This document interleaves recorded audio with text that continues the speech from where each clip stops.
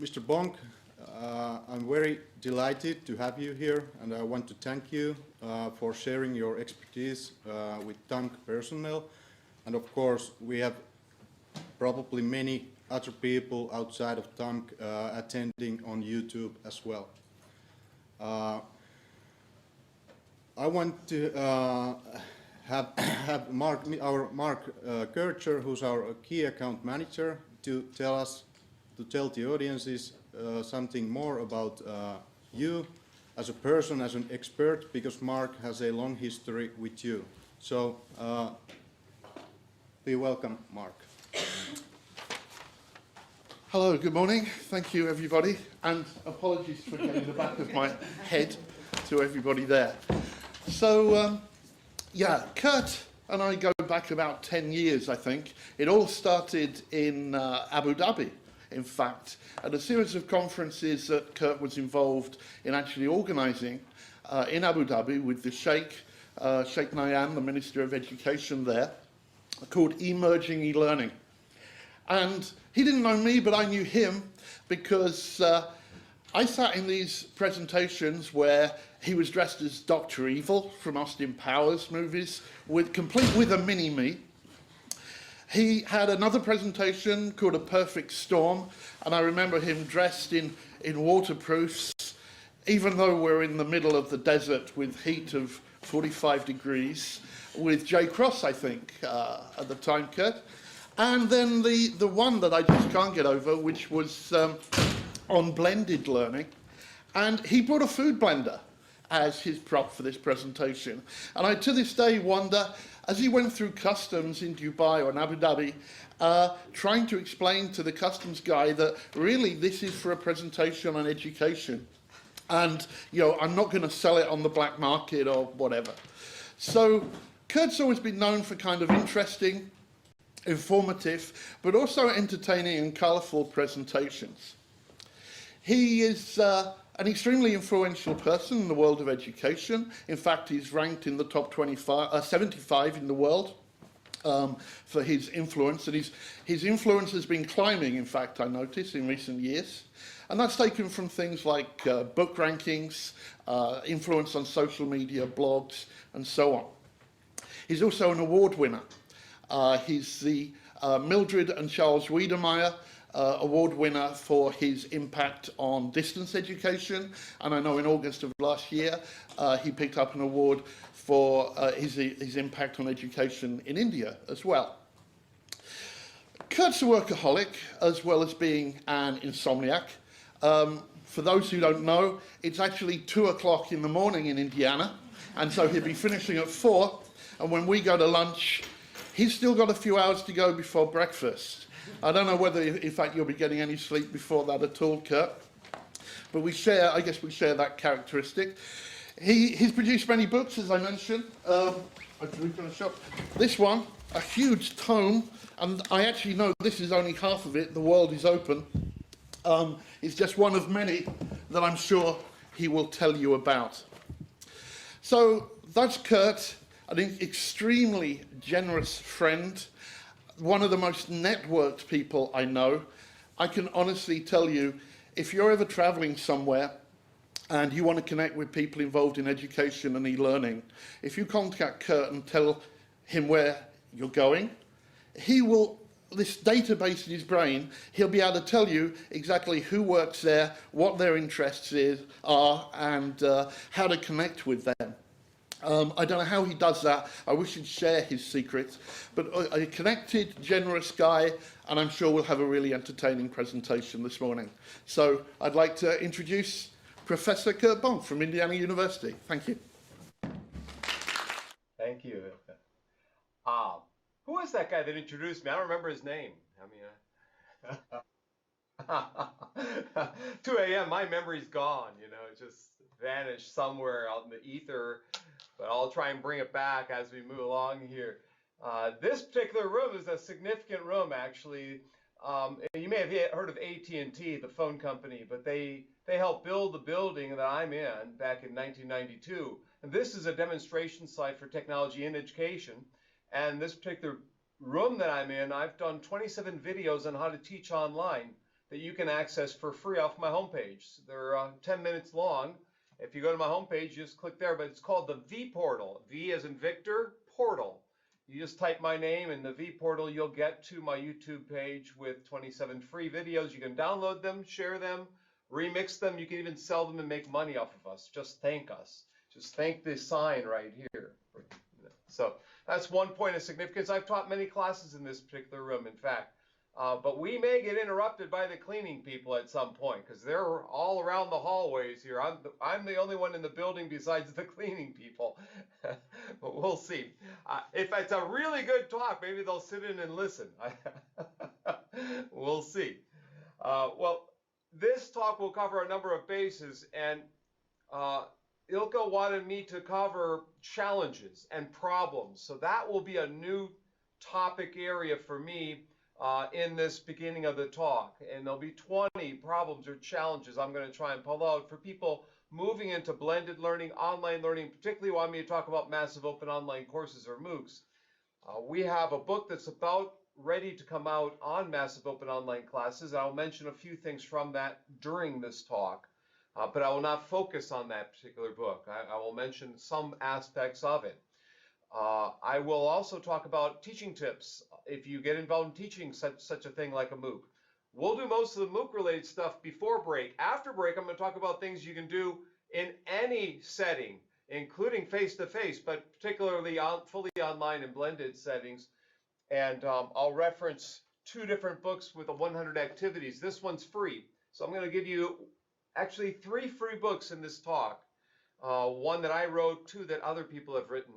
And so I have a couple 100 activity books I will reference, and Mark mentioned my World is Open book. The world is actually closed. Don't buy this book. The world is closed.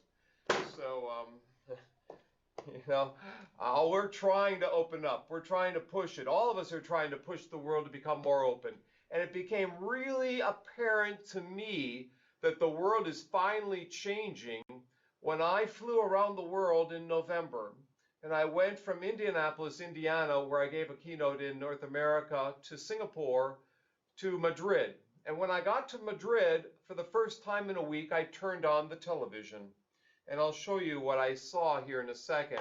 So this talk is called MOOCs, Learning is Changing, Thoughts on Design and Delivery of Flexible, Open, Online, and Massive Courses. It's a lot to be said in that particular talk. I'll try and go back and forth between me and my slides. Now you'll see that Mark likes to talk about my props. I did bring in my lightsaber just in case we need it at some point in here. So I'll put it on the side just in case we do need the lightsaber, and you'll understand why. But you'll see the Star Wars theme in here a little bit. Engage. But John Luke says engage in Star Trek: The Next Generation. And the second half of the talk will be all about engagement of learners. Engage. So we'll push into this area of engagement, motivation, feedback, goal setting, and things like that.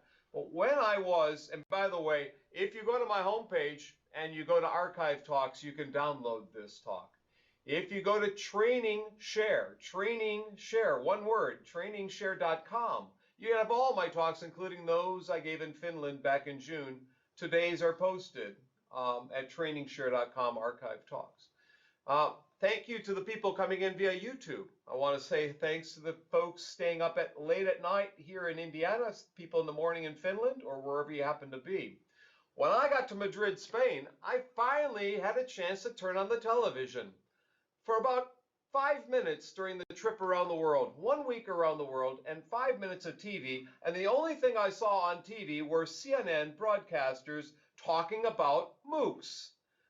This is a strange world that we're in, and indeed it is quite a strange world when you've got CNN expert commentary on a Sunday morning talking about massive open online classes and how it's going to disrupt education, and how the person from EDX here, the head of what's MIT and Harvard, putting courses up online talking about how higher ed is changing, and these are exciting times. So how many, poll number 1, I want to see your hands raised, how many of you lately have turned on the television? not just to watch Belgium and France and so forth. How many of you turned on the television to watch about MOOCs or heard about MOOCs? How many of you have checked your email lately? Raise your hands. We're all email checkers. This morning, I'm checking my email. This afternoon, I get an email about MOOCs from a company called Udemy, U-D-E-M-Y. Udemy lets you put your classes up on the web at whatever price you want to charge. They're out of San Francisco, and they told me I should check out a set of courses they just put up on programming skills, on cooking, on all sorts of new technologies. You name it, they have a class on it. Poll number 3. How many of you have read a good book lately? A good book. Quite a few of you have read a good book. Okay? If you look at the books there, they're all about creativity. And I've got these books sitting there with me right here. The Element.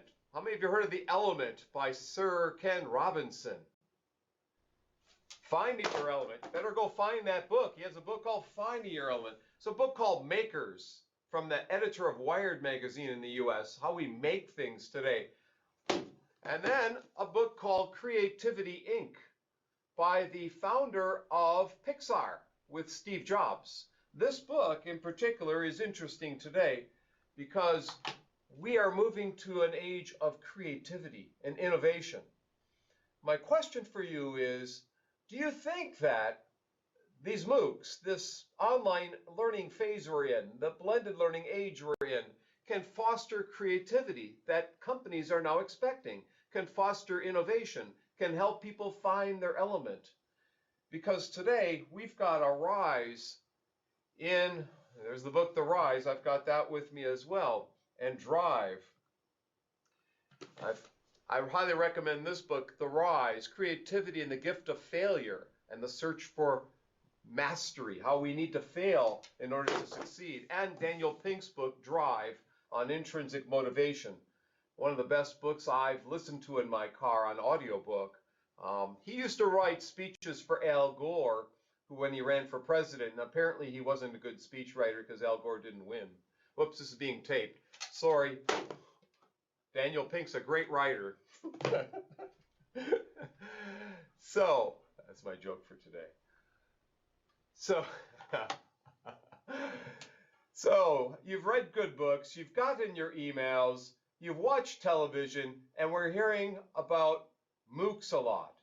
How about MOOCs, Massive Open Online Radio? How many of you listen to the radio still?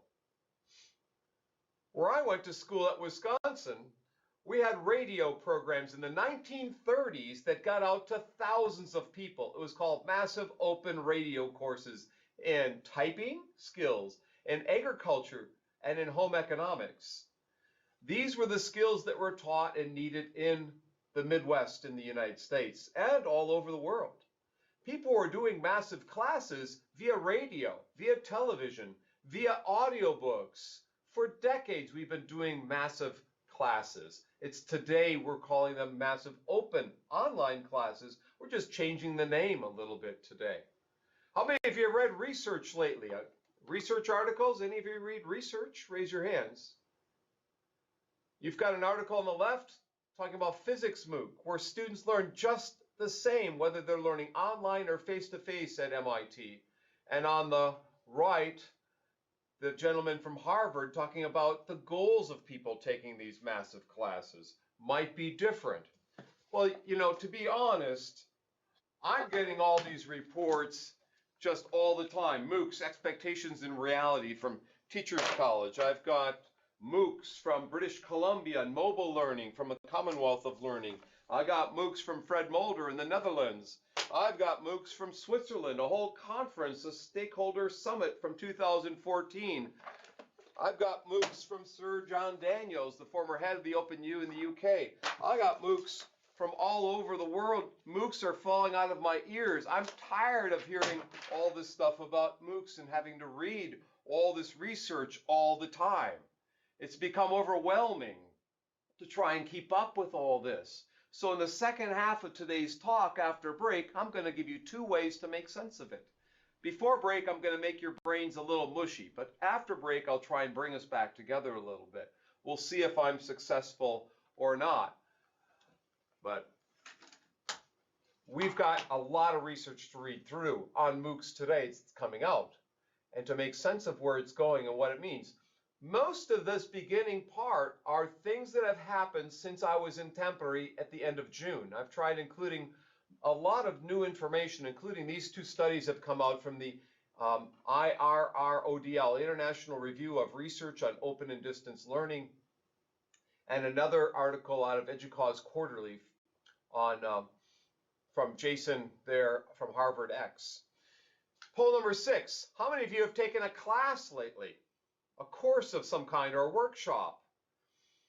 In the Commonwealth of Learning in Vancouver, they've got what's called a MOOC on a MOOC. They're teaching people the benefits of MOOCs by doing a MOOC on MOOCs.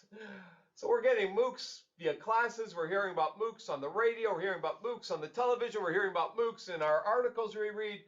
We're reading books about MOOCs. I've got 2 books that I brought with me today that I'll come back to later on. Let me go back to my setting number 1. One of them's a free book I'll come back and you can all download later on. So there are books on this stuff. There's so much happening today. It's hard to make sense of it all. Learning is changing in 30 ways I came up with when I went to Singapore. I'm going to go through 10 ways with you today. Learning's become more informal. We're learning all the time, wherever we are. Learning's more global. We're collaborating today. This is a global, collaborative kind of experience that we're having here with this session. So learning's become changed in a lot of different ways because we can record this, we can share it later, we can put it in YouTube, people can download it. There's all sorts of ways in which learning's changing. It's more self-directed, on our own time, when we want it. It's more mobile. We've got our mobile devices strapped to our bodies. I've got my smartphone here that I can pull out and tell Mark that Rika, our friend Rika, is not going to make it today because I just got a mobile message from her. So, we're always learning something all the time. We're always connected in some way to someone else. Learning's ubiquitous, meaning that we're always in this 21st century, in this learning century that we're in, we're always learning something. We're always doing something that's purposeful towards our learning goals. And learning's more massive. It's big. On mobile phones. Soon on your digital watches. The iPhone 6 was announced a couple months back, and they have a new James Bond watch with it as well. We can get mobile information for class contents. We can share our lecture notes. We can have discussions. Learning's more flipped, where we can take our courses. And the example here is a professor at Brigham Young University who this week or last week in our Chronicle of Higher Ed talked about teaching accounting, which is my old field of accounting. One of those boring, highly boring topics. I hope there's no accountants in the room, but how many accounting professors here? Well, this professor found that accounting was boring, and he thought, well, let's put them online as a video so that when students come to class, we can make learning more engaging. We can have discussions about the content. We can have cases. We can have scenarios. Salman Khan of the Khan Academy, how many of you have heard of the Khan Academy? Has put up there, a lot of you, have put up thousands of videos in teaching algebra and geometry and English and all sorts of things. Now, professors are doing that today. We're flipping our classrooms and having students learn before they come to class and discussing after. Learning is more visually based. Gigantic screens like this one Elliot Mazie had at his conference 2 months ago called Learning 2014. Gigantic screens. We're going to be walking into hotels with gigantic video screens. Classrooms. All buildings will have these. We're going to learn more from video than from text in the future. We're moving from Wikipedia to Videopedia. Learning is more digitally based. Books that we get, Sony screen readers, Kindles, and other devices to get us iPads and tablets. How many of you have a book reading device of some kind? Raise your hand. How many of you like it and use it? Raise your hands. Most of you like it who have them.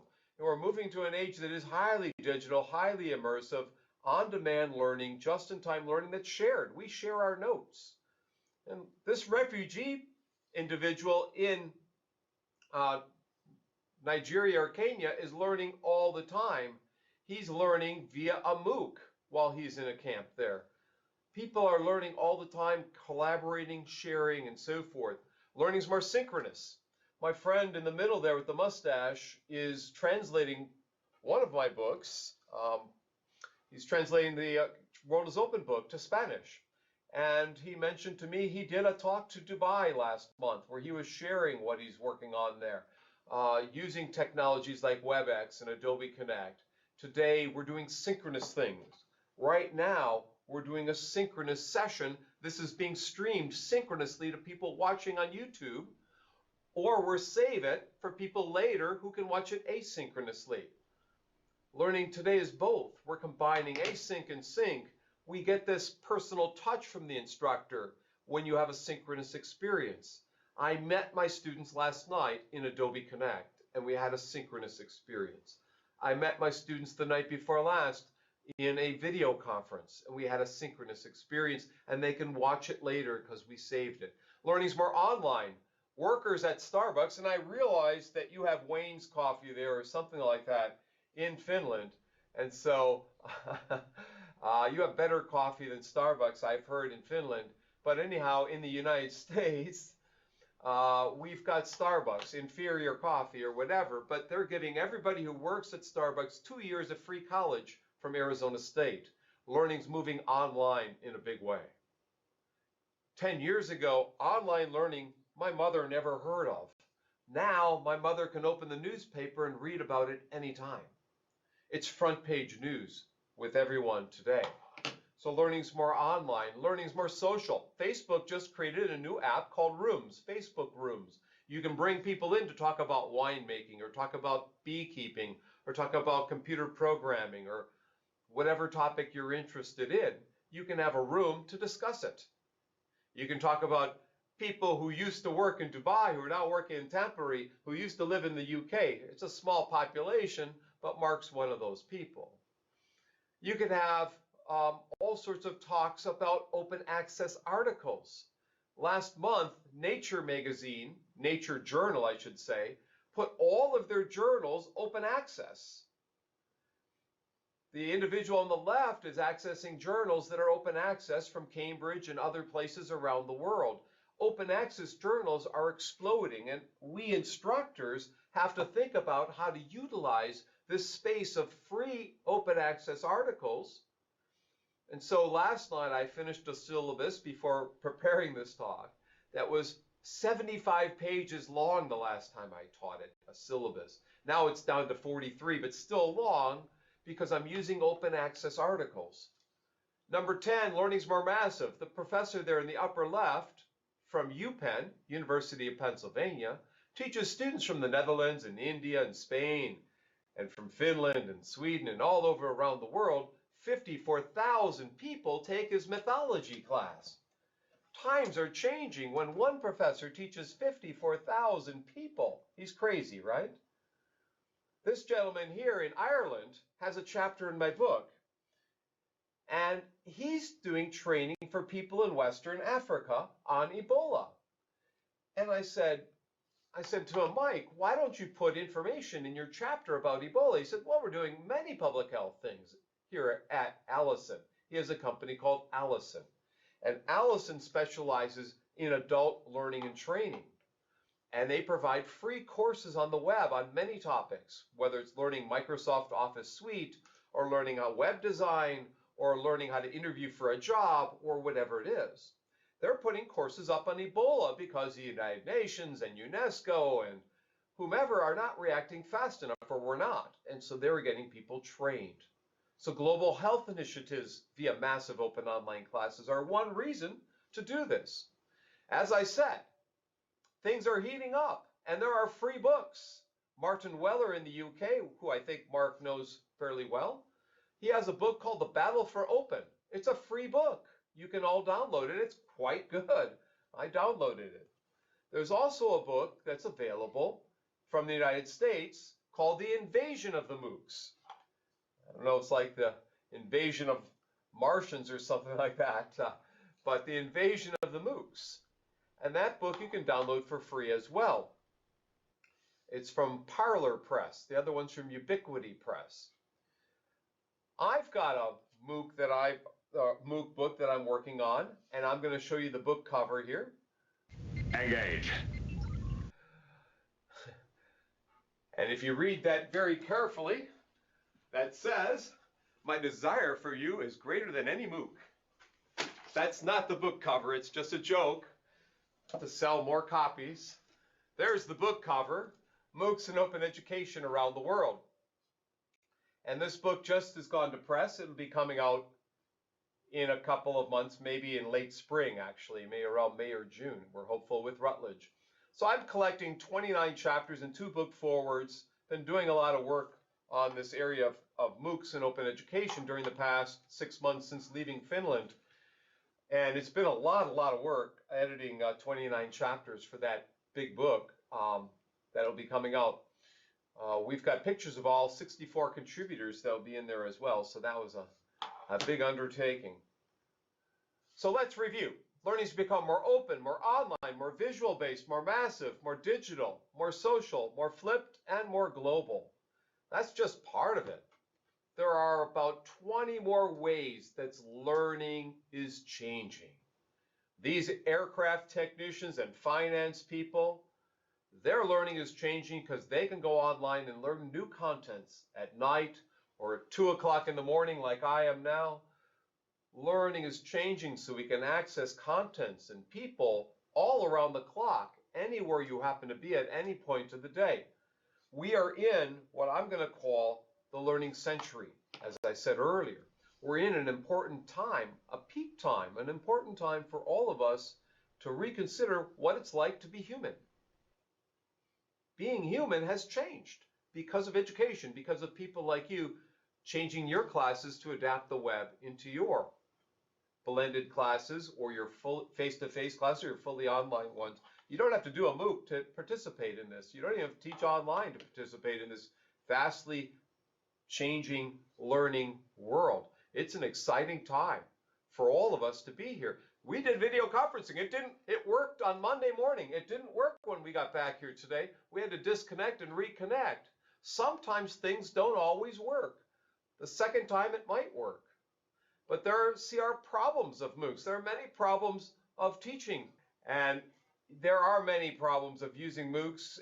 One issue is a retention issue. The University of Edinburgh has done many studies about retention. Duke University in the US has done many studies about retention. University of Pennsylvania as well. Students often will come for 1 week and then leave. They are not there to stay. They're there for other reasons. It's not a retention or dropout issue. Often it's just that they're there to find out what that new area is. They're not there for the degree or the course completion. But there is an issue of engagement, how much of the content people are using. There's a problem of people utilizing the resources that are there in the MOOC. That's one of the issues that's being raised. So dropout is one issue, engagement's another. But it depends on how you define engagement and dropouts. Another issue is the age of students and the gender. The age of students in MOOCs often is very young and male-dominated, and most MOOCs are in the science and computer science areas. Many of them are, I shouldn't say most, but many initial ones were. But we're finding that the audience that initially was envisioned to be taught via MOOCs is not the ones actually that are benefiting. Often it's students who already have a degree. They're coming in, mostly young people with college degrees are looking for a little more training, not people who are without college degrees, unfortunately. And so some of the Economist had a report about this, the New York Times and other places about what's the age of students, who's going in. MIT has visualization tools that will show you where they're coming from. The students are coming from Russia, they're coming from China, they're coming from India and Australia, North America, and you see in Scandinavia a lot of participants are coming as well. But the problem is impact. If you look here in this chart, you have people who have college degrees already are, in blue, it's about 40%.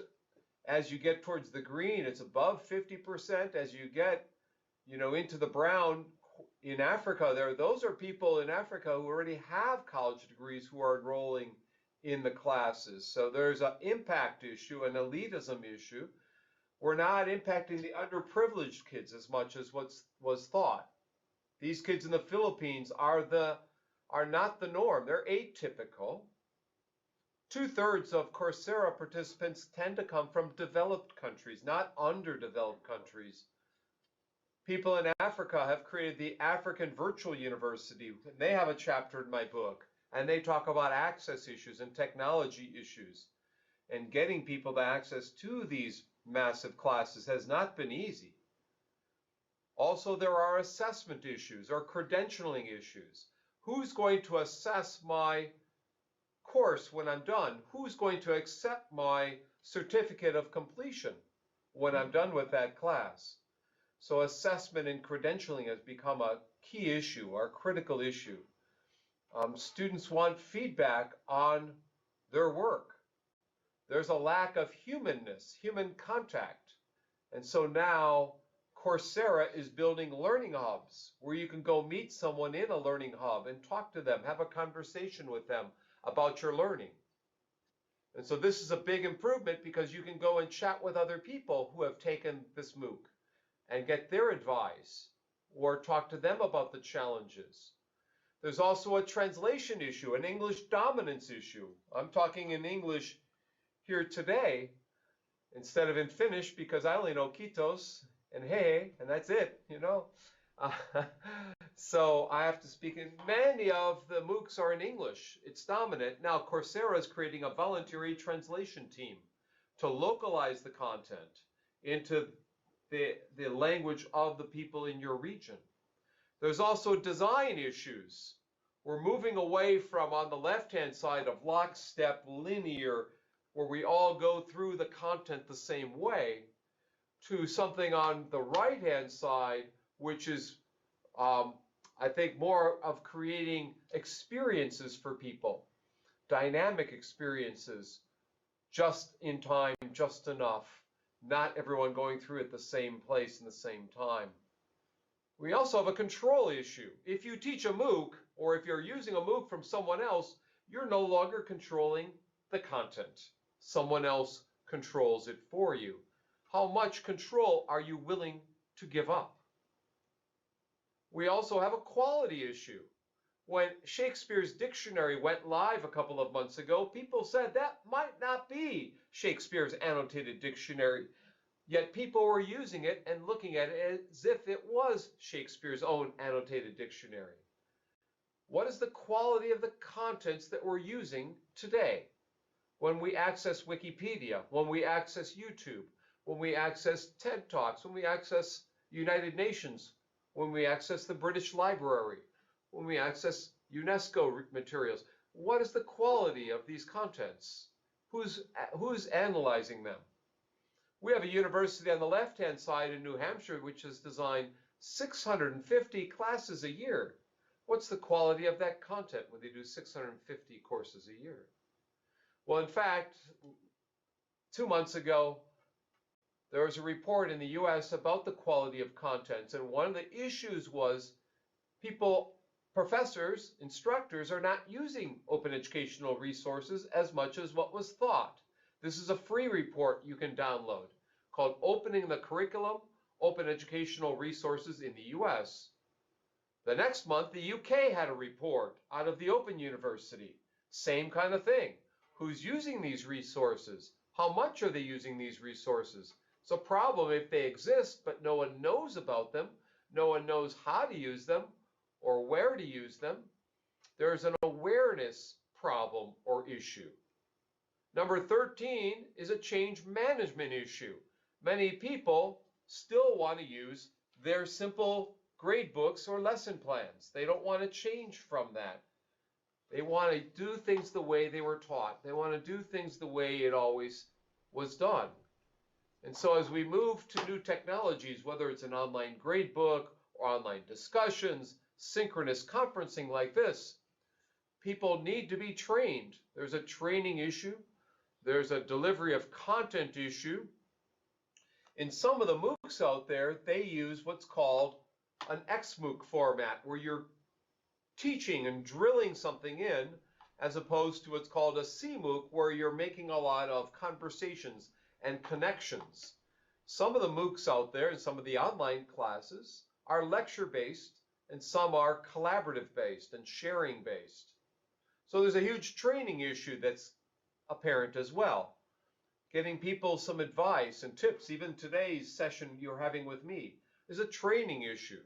Getting people ramped up or aware of. And students have their expectations. Some students want to be lectured to. Some want that lecture experience. Some might not be familiar with the technologies that you're using in the MOOC. They might be still using abacuses, or they might be using old technology like tapes or floppy disks, if you remember floppy disks. Or you might remember zip disks, right? These little zip disks, some of you. How many of you remember zip disks? You could fling them out there, okay? Put them in your pocket. It fits in your pocket. My whole dissertation was on one of these, and it got lost. All the data got moved around on these little zip disks, and I almost lost my entire dissertation. Anyhow, we've come a long ways from those times of using these old technologies, but we need to be trained in the new technologies. And then there's the issue of openness. This gentleman here is a doctor in Syria. He was reported by Coursera to be one of their top users at Coursera. During the war that was breaking out in Syria, he was learning online from massive classes until the US decided to pull the plug and not allow Coursera to send their courses to Syria, to Iran, to North Korea, and to other places around the world that they felt weren't safe places or weren't on the approved list. And so what's this notion of openness when the US government can all of a sudden decide, or the British government could all of a sudden decide, or the French government or wherever can decide to pull the plug, or the Egyptian government, which did that, tried to do that as well. This notion of openness is called into question, and the notion of freeness. Last week, Obama made a speech here in the US making all, or wanting to make all community colleges, two-year colleges, free. But then people rebutted this in the New York Times and other places, saying this might not really be free in the way in which he's indicating it might be free. There are different definitions of what free means, in effect. But there are many challenges to consider. And this chart from the UK Open University is in the last chapter of my book on MOOCs and open education. And my friends Rebecca Ferguson, Mike Sharples, and Russell Beal from FutureLearn and the OpenU in the UK talk about the funding issues that have to be in place for the training. They talk about the policy issues that have to be in place for setting up the pedagogical practices and community building, the environment, and the revenue that has to come in to sustain all this.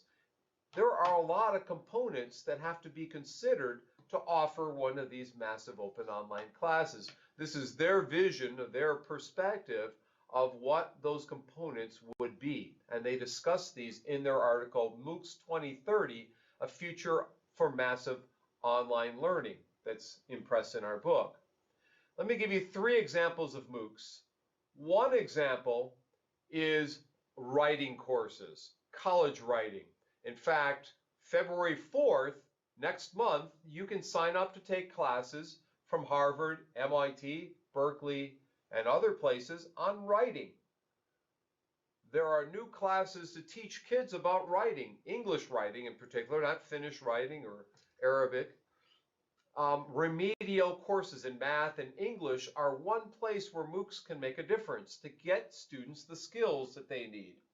Here in the United States, the little state that I'm from called Wisconsin has remedial courses in algebra for students who are behind in high school, secondary school. When they come to college, they might need those courses. They might need study skills courses. They might need writing courses or reading courses, you see.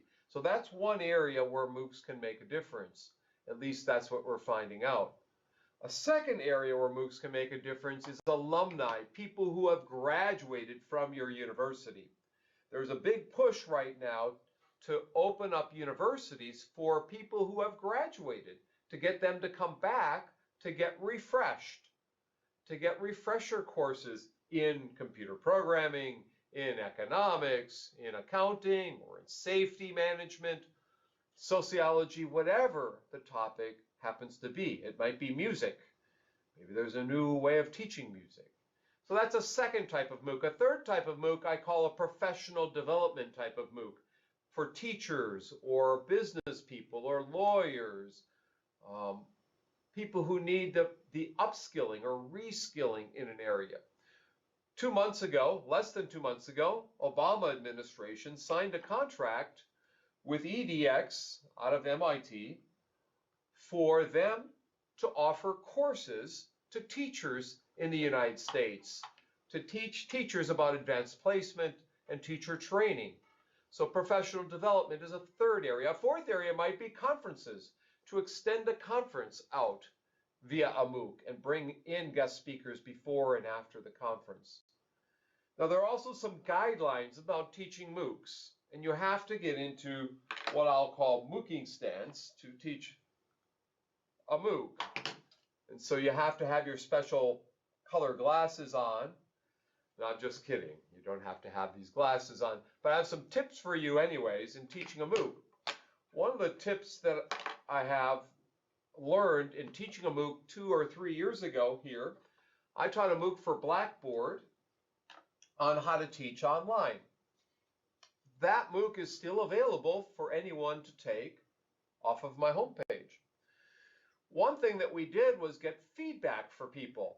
I had students who volunteered to be co-teachers with me, to be my assistants to give feedback. I also had ways in which peers gave each other feedback. We also try and build in ways for the computer system to give feedback on tests. There are many ways to build in feedback mechanisms. It's very important to think about where the feedback's coming from in a massive class, because as an instructor, you can't provide it all or you will die. The second thing is to personalize the class by calling out people by region of the world. So everyone in Mexico, I want everyone in Mexico to participate or to vote on this polling question. Everyone from India, everyone from Africa, wherever, you can personalize it a little bit. Use people's names and form social groups. Have small teams work together.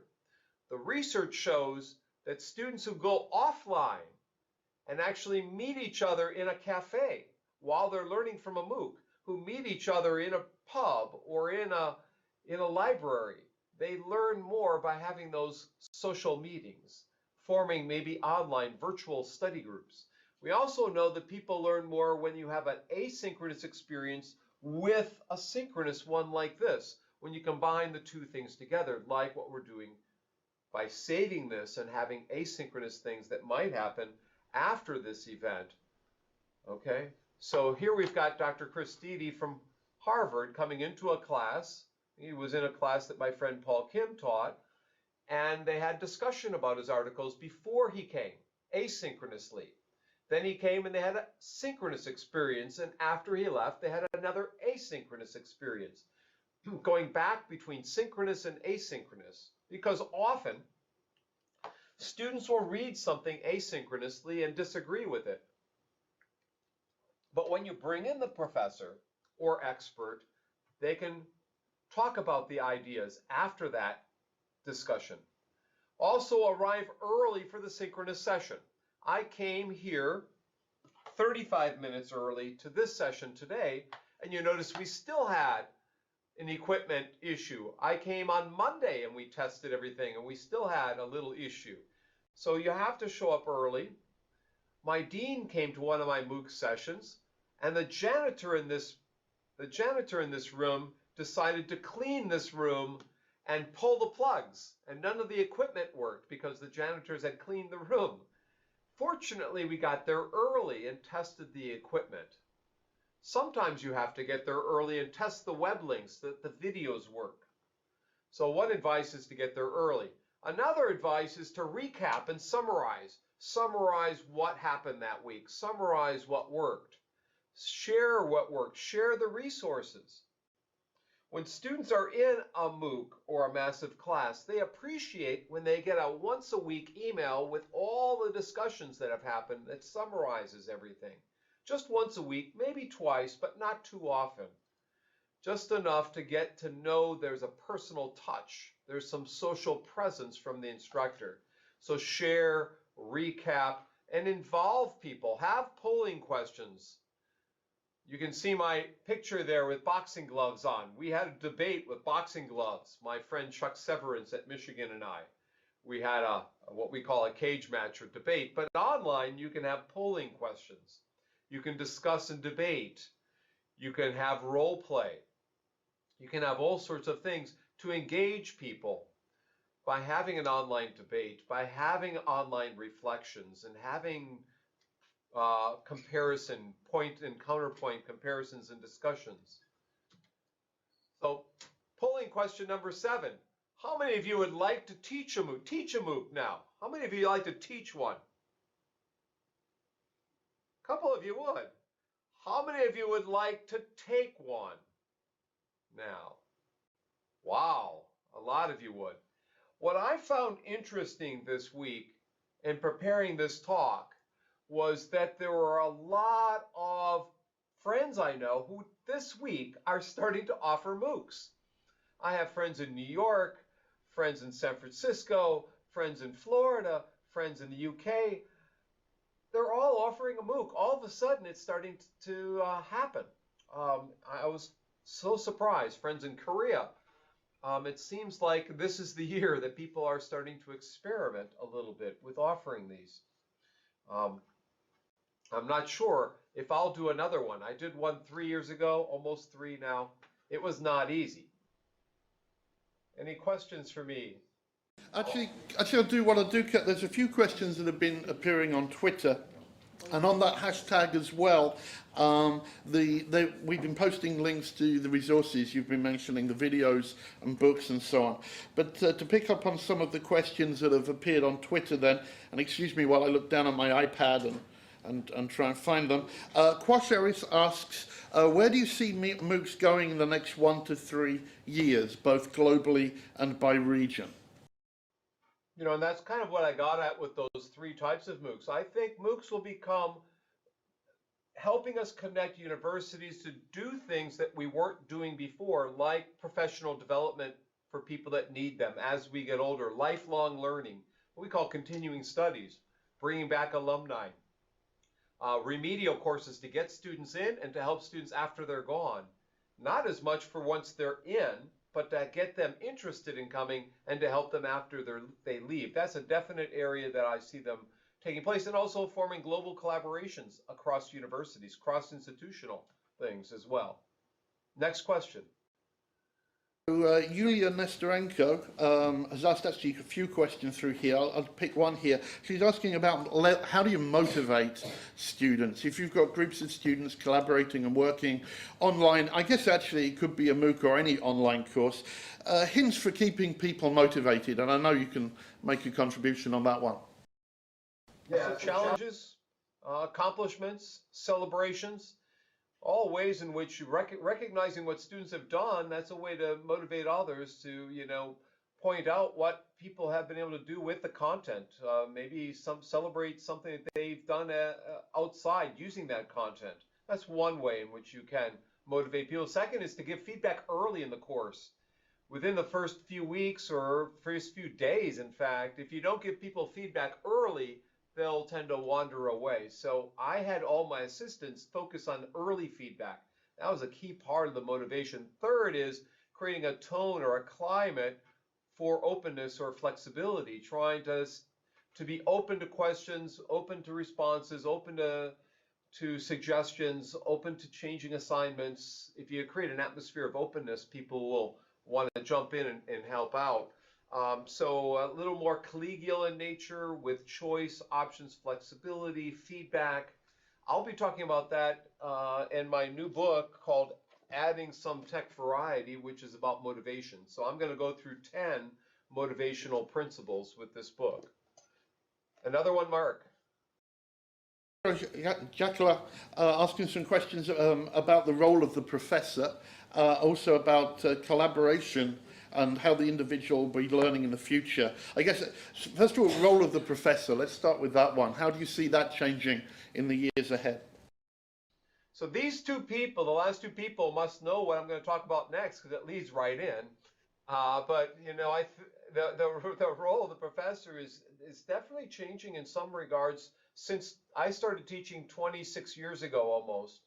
And so it's been, you know, a while I've been doing this, and it's changed. It's to become more of a curator, like a museum curator, finding the highest quality contents and making them available, or like a hotel concierge, finding many places you can go and offering those maps and guides for your students. So we become more of a guide, less lecture. We still lecture. I'm lecturing today, but less of this kind of experience, more guide, more discussion, more collaboration, more opportunities for projects. One final one, either from you or from the audience, Mark, and then we'll move on. I'll throw in one of my own. I mean, given Obama's recent announcement about possibly free college in the US, which is a kind of huge change, I've always seen the high fees actually has been one of the drivers for MOOCs. And I think one of the reasons in Northern Europe why we haven't seen the explosion is because of public provision of public education kind of free of tuition fees. Now, assuming there is college education for free for a couple of years in the US, do you think that will kind of help in a way kill off MOOCs, which I'm not saying is a good thing, or do you think it might actually go the other way, that universities will use more of these kind of online courses as a way to deliver you know, to that bigger new audience that are not paying fees? What's your kind of feelings of the impact of that announcement on online learning and distance education? Well, my feeling is that you're right in the latter half. I think that what's going to happen, he picked the first 2 years of college. You notice he didn't pick the last 2 years of college? It would be much harder to do in the last 2 years or in graduate school. But you pick the intro courses. Those are the courses that are being done by MOOCs. It's the intro courses to sociology, psychology, economics, whatever.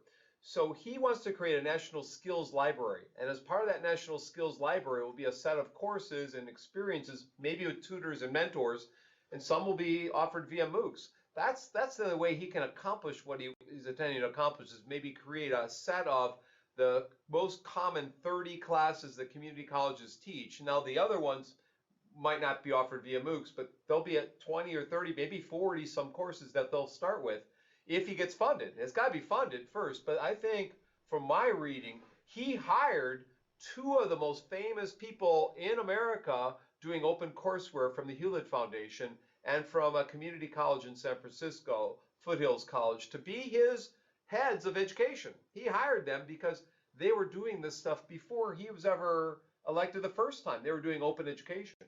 So you already knew he was headed in this direction. My take on this is that the promise of free can only happen via exploring new avenues of delivery, one of which will be MOOCs. Not the only way, but one of which will be, undoubtedly will be, if this gets approved. There's a lot of ifs along the way, but I think it's part of the plan, yes. So there's a question in the back. Okay. Go ahead, Can you hear me sitting here? Yeah. So you mentioned using students as teaching assistants to give feedback to your thousands of students. And I think quite a lot of us here are wondering where we would get assistance from, because if we're talking about the kind of numbers that you mentioned, obviously the sort of face of the MOOC, the actually plans it, selects the materials, appears in the videos and so on. They're not going to be doing all of the communication with the individual students. So who is going to do that? You've got access presumably to like grad students or something like that. We don't. How would we create collaborative teaching teams to get the whole job done? Sure. One option is to go to you have the University of Tampere close by, form a collaborative relationship with someone in a similar department and offer that. Just send them a one-paragraph summary of what you're looking for and have them announce it, and I'll bet that there'll be people volunteering to help out. I had a high school teacher in 1998 volunteer to give feedback to my students. A high school physics teacher. He had a PhD and wanted to teach college. He always wanted to teach college, but he never got a chance. So I made an announcement to high school teachers one day, and he said, I'll volunteer to give feedback to all your students, thousands of them, for the next 3 years. And he did. He's crazy. I would have never done that, but there are people out there that are wanting to do. They want the experience of working with college students. They want that.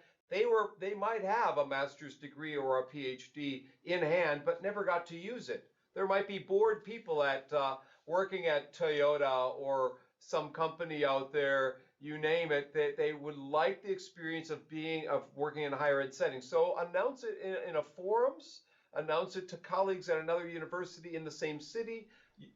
If you want a physical person nearby to come in, that would be one approach.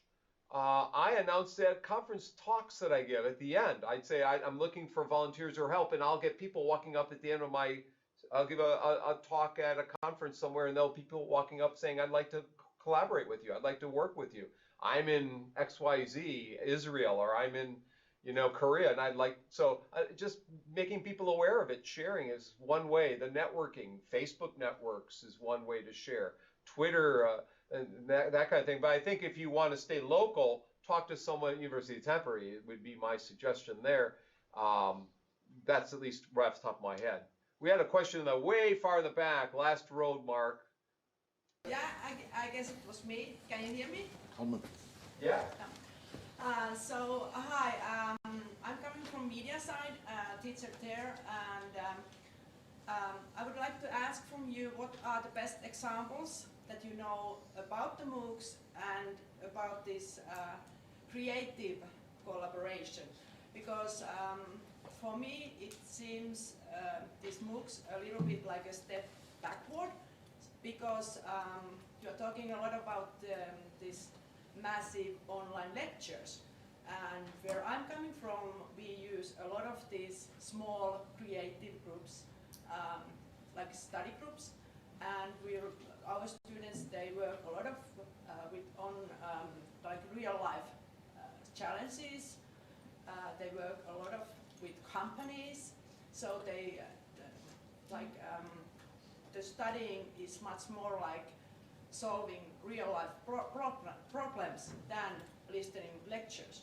So I would like to hear what are the best examples at the moment about this collaborative based MOOCs that you know. There are what's called, right. There's a book called Authentic E-Learning by my colleagues Tom Reeves and Jen Harrington. Tom Reeves was with me in Finland there back in 2001 when I visited Tampere. He didn't come this last year when I went, but he's co-authoring the MOOCs book with me. His name is Dr. Tom Reeves from University of Georgia. And he has a book called Authentic E-Learning, where he gets into students doing problems and cases and scenarios in the workforce. He has many examples. His colleague Jen Harrington has created a website with a series of examples in it. If you send me a note, I will send you their website where they explain the 9 principles of authentic e-learning, which can be extrapolated over into MOOC environments. Tom says that there are C-MOOCs, connectivist MOOCs, X-MOOCs, and there are P-MOOCs. P-MOOCs being problem-based learning kinds of MOOCs or problem-based MOOCs. And he wrote a little paper on this with John Hedberg from University of Macquarie in Australia. And I can send you what he wrote about that as well. That came out less than a year ago. It's not that long. So those are a couple of things that I can offer you in the area of creative collaboration in terms of MOOCs. You can also just read the CMOOC research that's out there, what's called connectivist MOOCs, where people are sharing, collaborating. Like I said, the initial MOOCs being done in 2008 from Canada were done not for a lecture based. It was done more collaborative, more creativity, more spontaneity. It's the stupid Americans that took it on and changed it. So I don't like Americans that much because we messed it all up. The Canadians had it right. The Canadians were doing what you're asking about. They were doing, they were creating opportunities for sharing and creating new content, generating ideas, critically reflecting on those ideas. The higher order thinking skills were the focus. And the Americans at Stanford and other places said, let's deliver a course through lectures this way and have computers assess it. Engineering courses at Stanford was the big example. They had 150,000 people in some of their courses and artificial intelligence and other things. And then the newspapers picked up on this and everyone started clamoring for MOOCs and only thought about what the stupid Americans were doing. They forgot about what the smart Canadians were doing, okay? So the news media only has been focusing on a small subset, what's called XMOOCs. So my advice is to not forget about the Americans for here, but at least go beyond what's happening in America. Look at what's happening, in particular in Canada. Look what's happening in Australia with something called, what is it? It's not MOOC to Degree. That's another project. Open to Study. In Australia and in New Zealand, they have something called Open to Study. And they have a chapter in our book where they try and expose people to disciplines. So the first course is free, in effect. Everything's free there, and then after that, they're doing interesting things. So I can send you maybe one or two of the chapters from the new book as a preprint if you write me an email and remind me I said so. But I can't make them available across. But I can send you Tom Reeves' article and the website I mentioned. You bring up an important conversation, and that is to be careful when we look at MOOCs and hear a story about them. Don't overgeneralize from that one experience or one research article, because there's a lot of variations or derivatives of MOOCs. There's feminist studies women in the US who have a chapter in our book. 7 or 8 women wrote a chapter together about offering feminist studies courses across 8 universities where they all read the same content but had different activities around it. They worked together on these ideas, but then when they taught the class, they had their own individual ideas on it. So they got more creativity because they didn't dictate each class to do the same thing. They allowed the instructor to change it based on the students and the population and other things. That's a chapter I could maybe send you as well. It's a great question, but we should probably move into the part 2. And I won't go all the way through this part 2, but I'll see how far I get into this. And I want to talk about motivation and assessment, because last year in Japan, students were sleeping when I saw them in Japan. And so I decided that all the students were sleeping, that we would come up with something new. I would try to engage them. What did Jean-Luc Picard say in Star Trek? Engage. So on the count of 3, I'd like you all to say engage with me. 1, 2, 3. Engage. Engage. Very good. Let's try that again. 1, 2, 3. Engage. Engage. Engage. That's right. He said engage. You know, the Silicon Valley this week on January 11th, just a couple of days ago, announced that there's a lot of new money for education companies here in the United States. There's the problem, just like the lady's problem in the back row a second ago. Companies think they can solve the problems of education. because they're building more lecture-based approaches. They're delivering more content to people on their mobile devices, on their iPhones, whatever, but it's still delivering content. It's not participating in that content. And so I've been thinking about instructor roles, just like the question that came in. What is the role of the instructor? Is it a counselor? Is it a credit manager? Is it a camping trip guide or a curator? What is the role of the instructor today? And in my next book, I'm going to go through 20 roles of instructors that all start with the letter C, like my first name, Kurt. I'm going to go through these areas and write a book about blended learning with these new roles of the instructor. In my new book, you can all download for free right now at that website, techvariety.com, with no dash or with a dash, tec-variety.com. It has 10 principles of motivation: tone, number 1, climate; encouragement or feedback, number 2; curiosity; surprise, number 3. The most downloaded chapters in the book are number 3, number 1, and number 6, relevance. Just like the lady's question in the back, she said, I want relevant learning, authentic learning, meaningful learning. Also, I want students to do inquiry, solve problems, number 3, curiosity. And I want a climate for learning, number 1. I want to build products, she said, number 10. I want to have students put effort in, involvement, number 8. I want collaborative creativity, she said. That's number 7. I can't remember. What's your name? The last person who talked, Kirsi? Good to have your question, because you've hit almost all of the principles of motivation that's in my new book. And that book you can download. It looks like this. You want the physical copy. Mark has a copy, I think I may have given him.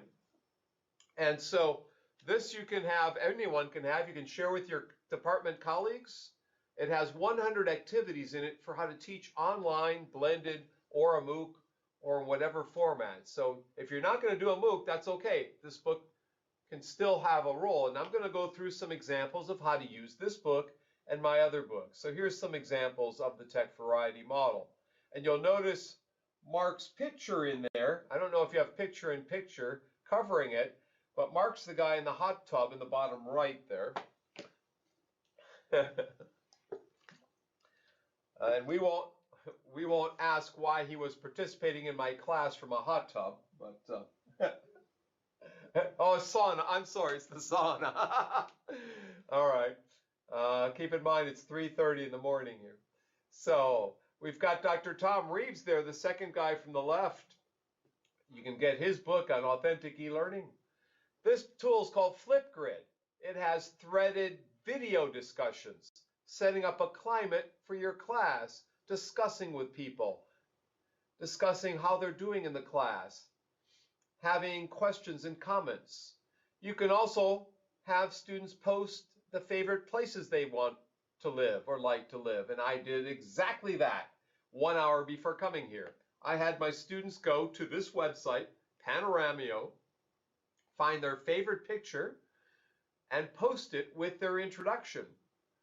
Find the favorite city around the world that goes with that picture, whether it's horses in Iceland or geysers in Iceland or glaciers in Iceland or whatever place you want to be, Copenhagen or Madrid or Helsinki or Tallinn or wherever you'd like to be.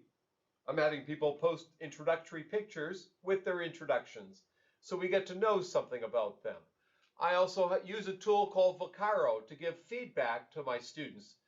You can talk into your computer, hit the stop, and it will give you a web link for your students to listen to your feedback. Instead of writing your feedback, you can voice your feedback.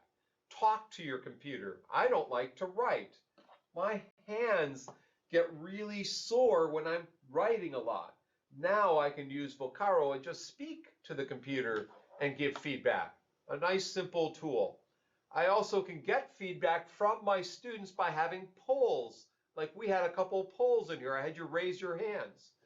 There are some polling tools like Poll Everywhere, which collects data on a mobile device for free.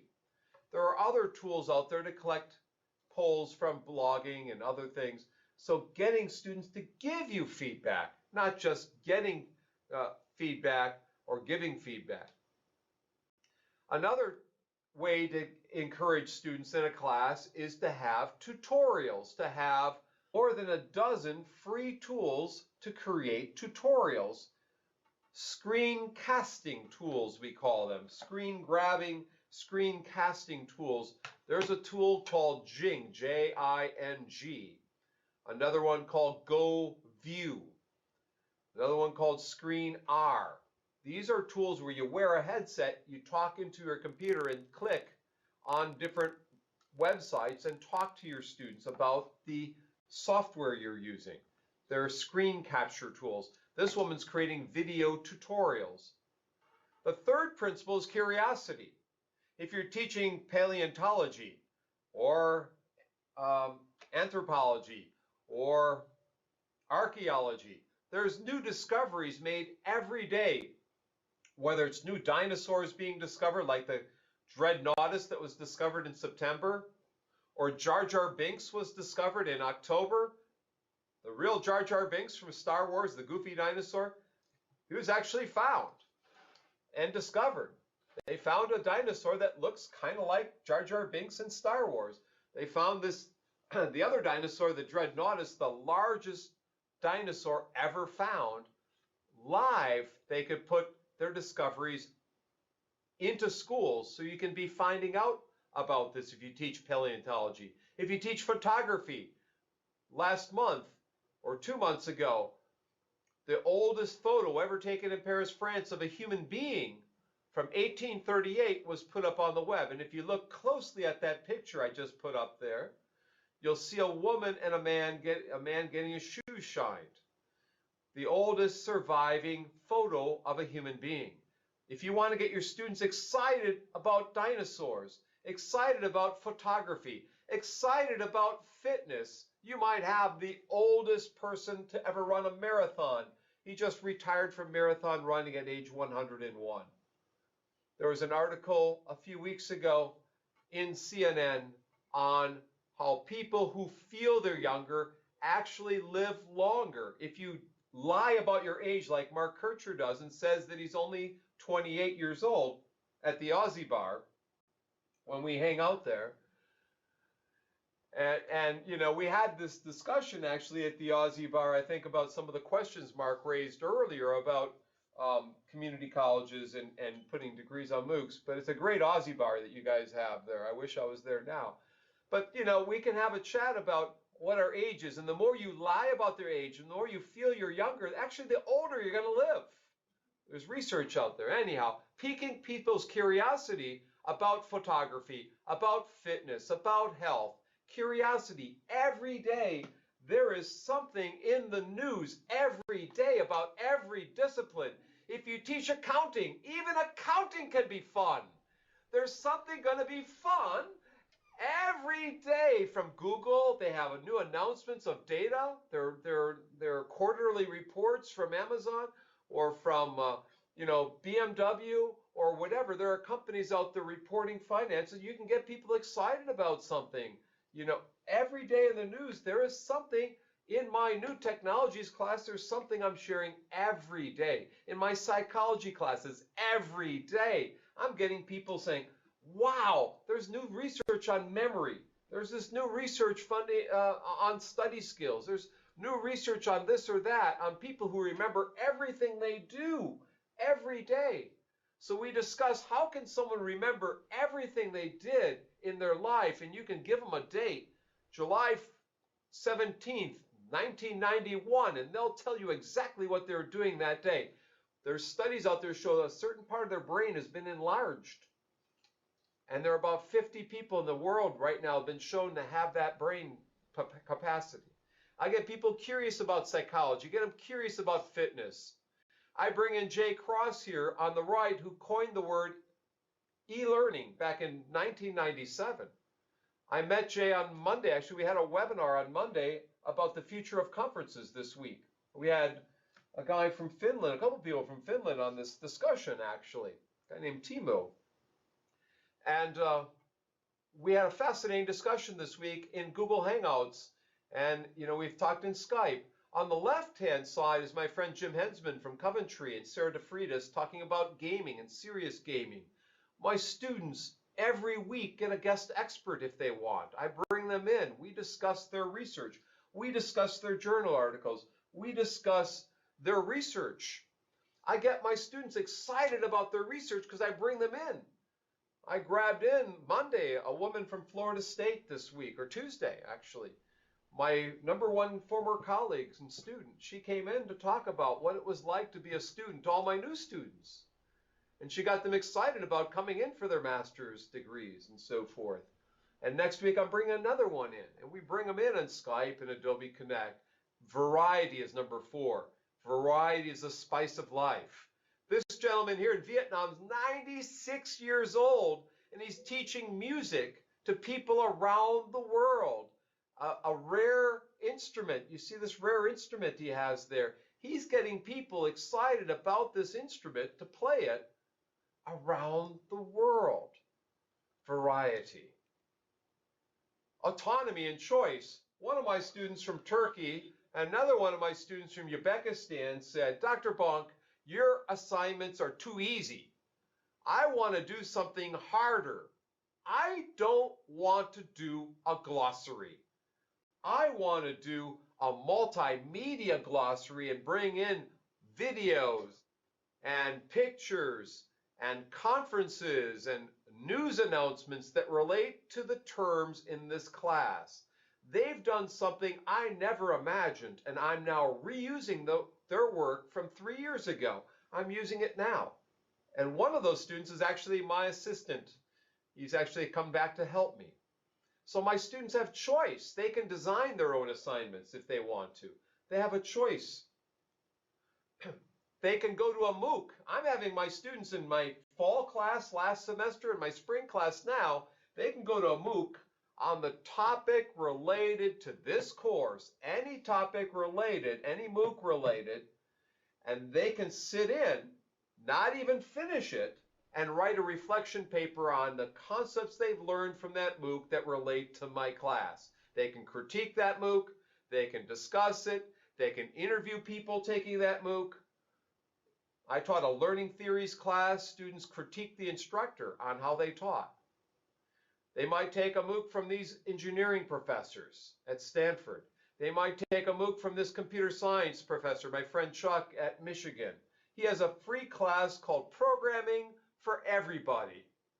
And Chuck travels the world. He's been to Madrid, Barcelona, London, Seoul, Korea, Melbourne, Australia, Manila in the Philippines, Croatia. He's been all around the world to meet his students and have office hours in cafes. He's a crazy man. He's a very crazy guy, but fun guy. My students, some of them sat in on his MOOC.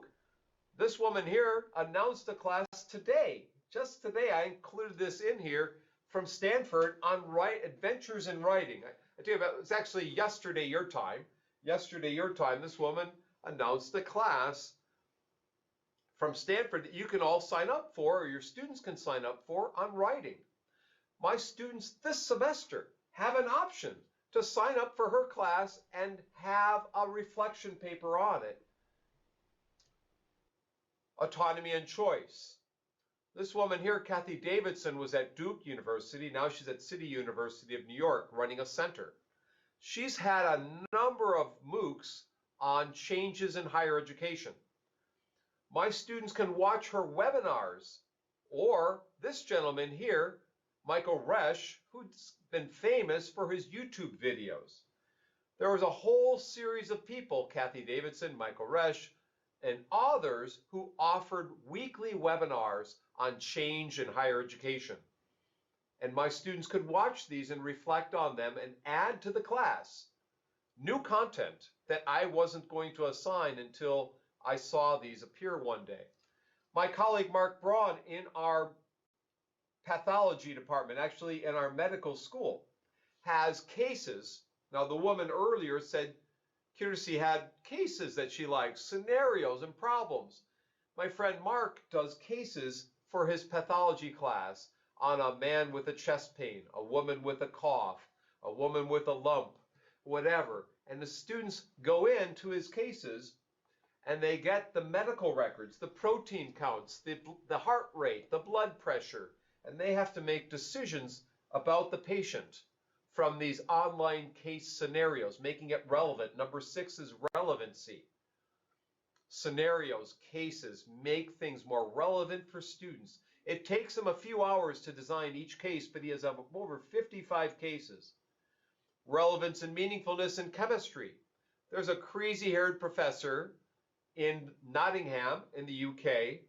There he is. He has the periodic table of chemical elements. And he's done a video explaining iron and sodium and other chemical elements. And now TED Talks have taken his videos and repurposed them to put questions, test questions around them. Multiple choice questions, discussion questions, reflection questions. There's a new website called TED Ed. TED Ed is taking TED Talks and repurposing them. How many of you have heard of a TED Talk or seen a TED Talk? Fascinating stuff. If you've not seen these, take a look. Now TED Ed is repurposing these so that we have a chance to watch them with students.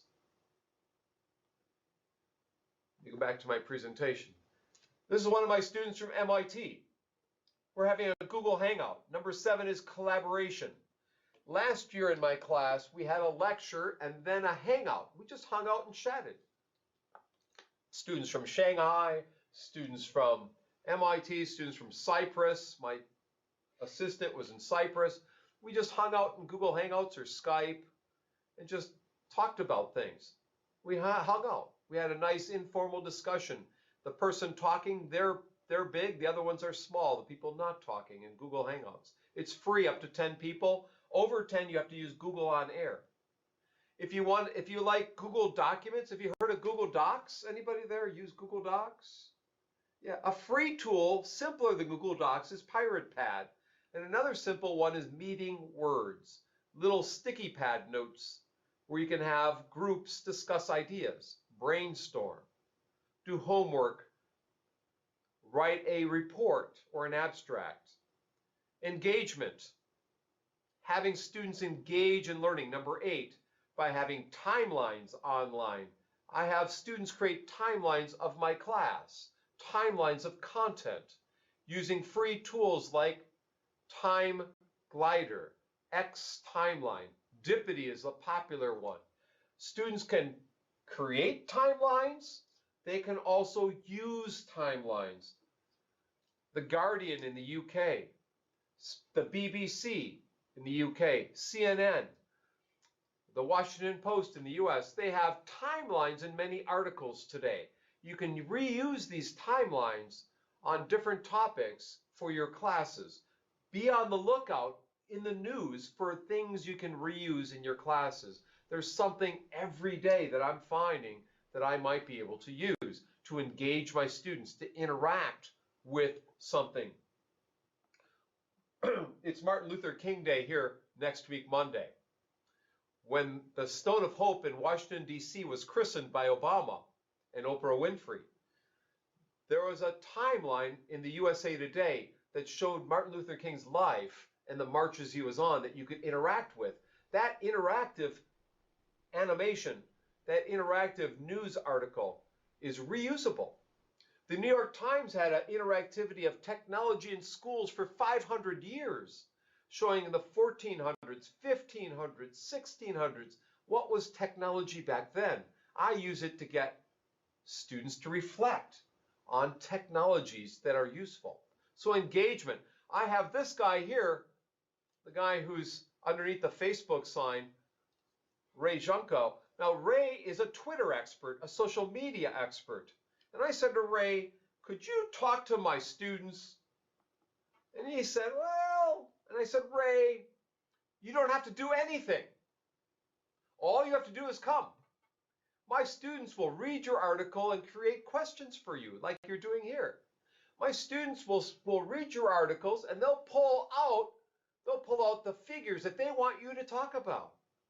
So you'll just see these figures popping up, and if you want to talk about them, you can. If you pass, you can pass. So these are his figures from his research that he's commenting on, but he doesn't have to design anything. He just has to show up and put a headset on and talk. It was one of the most engaging experiences I've ever seen. Two of the most engaging things. One was asynchronously discussing an articles and then bringing someone in live synchronously. Another thing is having students post quotes and figures from someone's research and then bringing the researcher in for a discussion. It is one of the top things. I'll guarantee that it will work because the expert doesn't have to do much. And if they want to, they can talk about all of it. If they want to pass, they can pass. There's no pressure. It's all spontaneous learning. All spontaneous. Talk about creative collaboration. There's an example of creative collaboration. Engagement or effort, maps online. Here I went to Thailand and I was heading over to Vietnam. I went to a new map called Global Forest Watch to look at deforestation in different parts of Thailand or different parts of Taiwan when I visited there. Interesting website to look at reforestation and deforestation around the world. Maps can engage students. Maps are things I like to use. I'm a visual person. I like simulations, whether it's physics, chemistry, biology. Simulations can engage people by making decisions, making selections of what you're going to do next, what's going to happen next. Simulations can be very cheap, very inexpensive, and might be free from someone else. Google now has a map gallery. They have maps all around the world on different topics, whether it's loss of polar bears in Canada, whether it's the loss of the spotted owl in Oregon here in the U.S., whether it's the expanding desert in Africa. They have maps that you can go through and utilize, reuse. They have maps on public transportation in Korea. They might have a map of public transportation in Helsinki. They might have a map on missing planes. Now they have a missing plane that they found this past week in Malaysia. They're still looking for the other one. The Google Map Gallery is a brand new website announced in September, Mark, since I visited you guys. This is a fascinating website that you all should think about utilizing or have your students utilize and reflect on. There's a free resource for the visual space. This is a map that the USA Today put together showing diversity in the United States from the 1900s, 1960 to 2010 to 2060. The U.S. is becoming highly diverse, meaning if you see a number there like 20 or 40, that's the percent chance that you could go to a grocery store or a cafe and the first person you bump into would be someone of a different nationality or race. We're becoming a very diverse, except for North Dakota and parts of Maine. Maps show you a lot. Books now, ebooks. James Joyce had a book called The Dubliners that students at Boston University repurposed.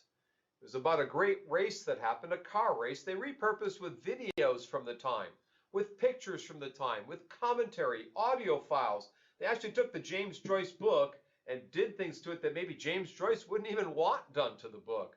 700 notes, 700 explanations, multimedia annotations, 300 images, repurposing books. That was a student project. That was not done by the publisher. That was a class project that the students took on. So these are interesting times when things like that are happening. I'm getting a little worried. There we go. Tension or challenge in Taipei. The last time I was in Helsinki and Tampere, I talked about the problem in Taipei of a focus on social science research index, social science citation index, SSCI publications. It's gotten so bad in Taiwan and in China and in Korea. In Korea, one social science publication can get you a $5,000 raise, USD. In China, you can get tenure from one article published in a social science research index journal. In Taiwan, the Minister of Education lost his job because of his name being put on articles that were plagiarized, articles that had problems. Someone had fictional peer reviewers. Now, you can take these ideas, you can take these controversies and have debates, have your students discuss these debatable topics in your class. Number 9 is challenge, tension, controversy, getting students into a sense that they don't know something, dissonance. And finally, number 10 gets us into yielding products, doing something, whether it's producing a video like my student here, Piero Carlo from Italy, my student Miguel from Mexico, my student Key from China. They did videos that summarized their learning in my classes, multimedia videos, short videos, 5 minutes long, 10 minutes long, or something like that, where they summarize their learning in my classes. It's one of the most engaging things. They summarize. They might set their goals up with a tool called I Done This, goal-setting tools, milestone tools, yielding products. They might say, Dr. Bonk, I don't want to do a paper for you. That's too easy. I want to do a paper that becomes a book that's shared to the world. My students have written books as a class project. My students have written mini books, small books for mobile readers called book rigs. My students have done all sorts of podcast shows, blogging. They've actually put their projects up on the web. Their writing projects can go in a gallery of best work. So those are the 10 parts of the tech variety model. Yeah. Yeah, I'm actually planning a course, a fully online discussion course next year, and one of the big problems is gonna be, creating that safe learning environment. And the ideas of the video introductions and Panoramio and stuff like that, I'm definitely gonna use that right away. Good. I just used Panoramio myself today in both my classes for the first time. So I'm trying it out and seeing. I'll let you know in a week how it went. But I think the more you can build social ice-breaking activities to start the class, the better off you are. Yeah. I just admire the way you presented, putting a set of data online and then letting the community analyze it. That was something new to me. It never crossed my mind that something like that could be done. Thank you for that. Yeah, a wiki provides a space. There are free tools out there, one called Wiki Spaces, one called PB Works, that students can crowdsource. We call crowdsource the content together. My students have done a book together in what's called Wiki Book, but I've done research on that. If you want to read that, send me an email. I can send you the research on that. Just remind me, what's your first name? Okay, just remind me that anyone else? Yeah. First of all, thank you for your presentation, and second, probably I'm the only one student here, but currently I'm developing my own MOOC course about effective virtual teamwork. And when I'm almost done with this course and the content, here's the question: how to market MOOC course, how to bring people in the first time. So what are the channels which I can use to market my own course? Define marking. Oh, marketing. I thought you said marking or grading. How to market the course. Oh, that's an easier one. I market mine in many ways. I do it through prior students that have taken my classes. That's one way. I tell them, I share the updated version of the course with them, and they share with their friends. I market the course with my colleagues I work with. I market the course in a listserv that our school has for new students coming in. I market it by making my syllabus on my homepage. I have a site. If you go to my homepage, it says syllabi. And so through my own homepage, I'm marketing my courses a lot. And I use my own syllabi to share a lot. So I'm naturally doing that. When people ask me a question, I'll tell them you can find it in this syllabus. So people know me for the courses I teach because they become part of who I am. So I'm marketing them indirectly all the time, directly once in a while. And I have students evaluate my syllabus. I have my students, when they finish, they evaluate it and they update it. I might give them bonus points for doing so. That's all part of it. I mean, it's got to be, you have to be doing a series of things. I listed my link in Facebook last night to my course. I put it in Twitter. There are many ways to market with Twitter and Facebook and then the prior students you've had. And then your lists within and a website. There are many ways to do it. Anything else? Anyone else have a question? I have about 4 minutes left on my clock here. I'm going to... Sorry, there was one that came in Twitter that I know Ilka as well wanted kind of to hear your answer, and it's from Matty, and he actually wanted to know, what do you think is a benefit to a university in arranging a MOOC? Why should a university put their money into a MOOC? Sure. I wrote a paper 2009, and I'm happy to send that to you, Mark. You can send it to Matty, on 30 reasons why we share. And in fact, in my World is Open book, the paperback copy, which you don't have there, but the paperback has an opening chapter called Why Do We Share? Or Sharing the Journey. And there are 10 reasons I have for institutions to share, 10 reasons why instructors share, and 10 reasons why students use that content that was shared. For institution to share, number one, they're getting marketing, branding. Their name is out there. That's one prime reason, is you wouldn't believe how much news MIT has gotten. In fact, if you look at rankings of universities, MIT is near the top now, in part because of all the things they're doing, like MOOCs. So name awareness. You also get people reviewing the contents and giving you feedback on them and helping you update them. If you've got errors in there, people will find them and help you fix the errors. Number three, an institution can reconnect with graduates, people who have left. By offering a MOOC, you can bring them back in and form a community or a bonding. I know Mark likes NFL football and is going to wear his New Orleans St. Drew Brees shirt. He's part of the New Orleans community because I saw him in New Orleans a few months ago.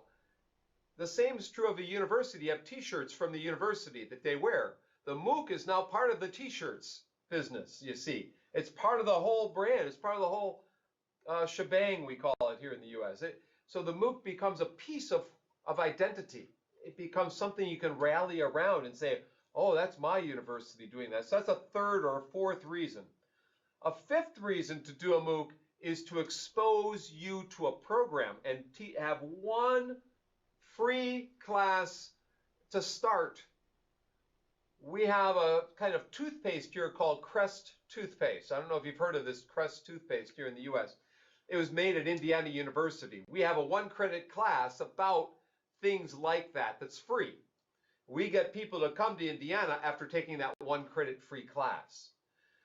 Most disciplines today are starting to think about having one free class to get students to become a physical therapist or to become a accountant or to become a safety worker. The first class could be free to bring people in. Those are 5 of the 10 reasons I have in the article. There are 5 more. I will send you the article. But I need to, because I have 2 minutes left, I need to just briefly go to the other model. I want to mention my other model, and that's a model. We have engaged the Borg. Called the R2-D2 model. And I told you I had my lightsaber with me. As you can see here, I've got my genuine light. It does light up, and I did get, so you can hear the sounds it makes. But the R2-D2 model stands for Read, Reflect, Display, and Do. And the book with it is called Empowering Online Learning. Empowering Online Learning, which has 100 activities in it, in this particular book. It has 100 activities just like the free book. So don't buy this book. Download the free book. Don't tell my publisher I said that. But this is a model that divides the web up into 4 things you can do. You can read things, you can reflect, you can display, and you can do. I'll just mention a couple of things in here. Computer, this is Captain Picard. Sorry, Captain Picard. Computer, this is Captain Picard. Return all command functions to the stations. Alpha 2 clearance recognized. So the first one is reading, spoken words, collecting words, Twitter posts, announcements, collecting stories, oral histories. There's a tool to collect oral histories called Meograph, which is free. You can collect stories of war veterans or sports athletes or someone famous for doing something, collecting stories, words. I don't trust you, Q. Number 2 is observing, reflecting, watching. Part 2 is viewing something and reflecting on it.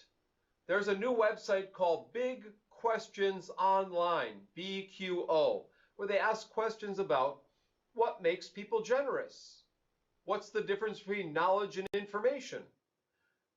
Do we have souls? Can you control your mind? Reflections. I have in my class in Blackboard, I have my students doing big questions online each week about the class concepts. I want them to reflect, debrief. Computer, this is Captain Picard. Computer, this is Captain Picard. Computer, this is Captain Picard. Return all command functions to the stations. Alpha 2 clearance recognized. Please enter security code. Sorry about that. Captain Picard wanted to come on. Flowcharts, timelines, pictures, part 3. Some of you might ask me what's next for MOOCs. There's a TED Talk or a series of TED Talks that someone put together called What's Next for MOOCs that has like 4 or 5 talks on it. We're moving to an age of video sharing, shared online video in YouTube, TED, and other places.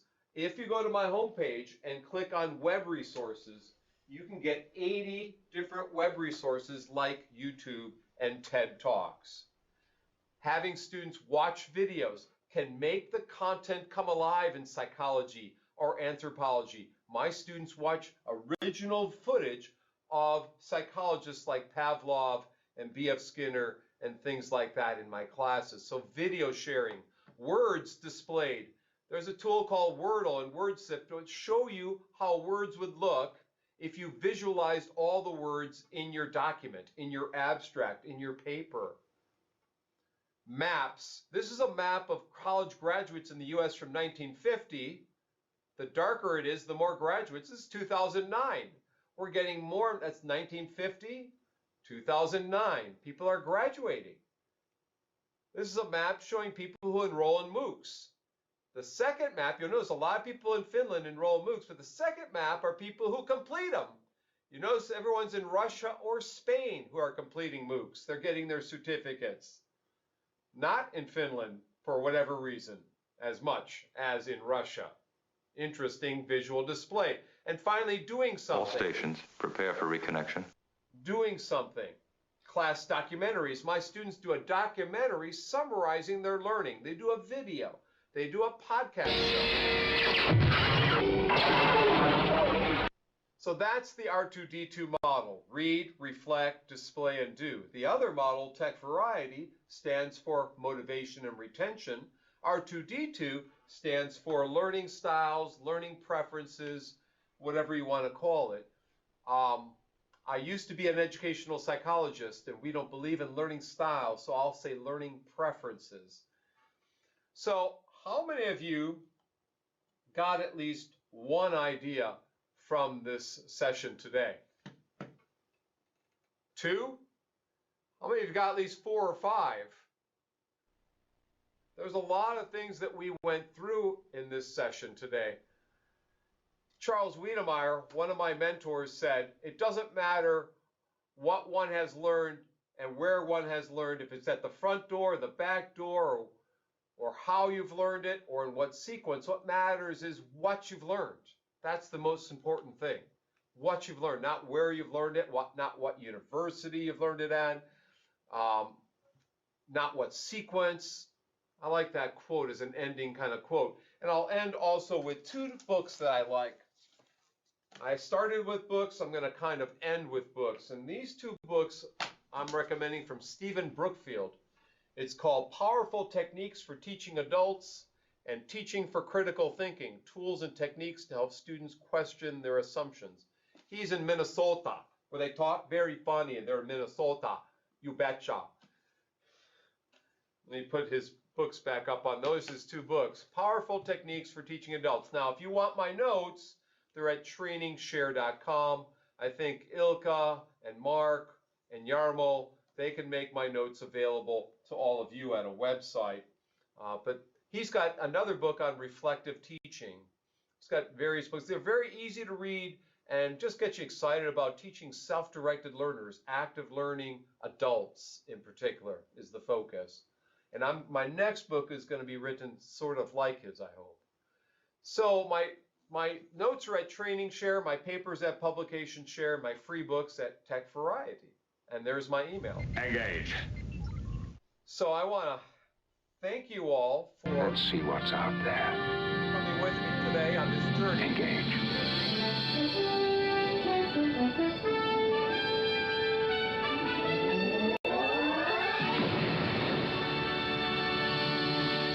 Thank you very much for having me. I'll see if there are any final comments or questions. Mark, you want to turn around and see if anyone has any final. You want to make any final comments or whatever for us? Okay, I did want to. I wanted one of the things I wanted to say was the first I knew about this talk was actually when it appeared on the TAMK intranet, and I really want to thank the Flowworks team, Ilka and Sana, Jarmo and the team that have arranged this and put this together. I just got a call last week asking me to come along and kind of do the introduction, so I've had a really easy job. And they've done all the hard work that's made this happen. So I think some appreciation to the Flowworks team would be appropriate. Thank you.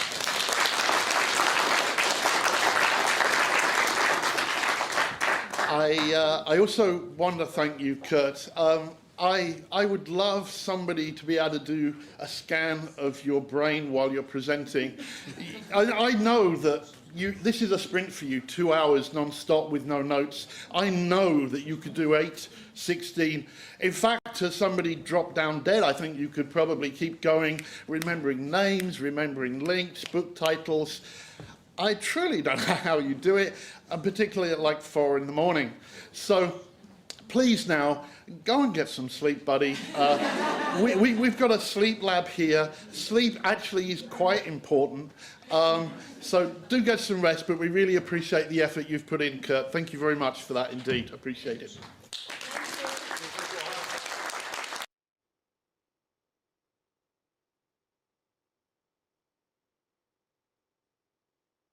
Well, thank you all for coming again here today. It's been great to be connected back to Finland. My career started in Finland in 1997 in Oulu. I was invited to Oulu for a couple of weeks as a new professor who was working on tenure. I actually started in '89, but the first big event was in Oulu for a couple of weeks up there with my friend Sanja Järvelä and others. And so Iiro Ropo at University of Tampere is also a good friend, and Rika Räikkönen is also up there in Tampere. I had a great time then. I have a great time now. I love Finland. I like to be there, and I hope to come visit you all again. Thanks again for inviting me. Thank you.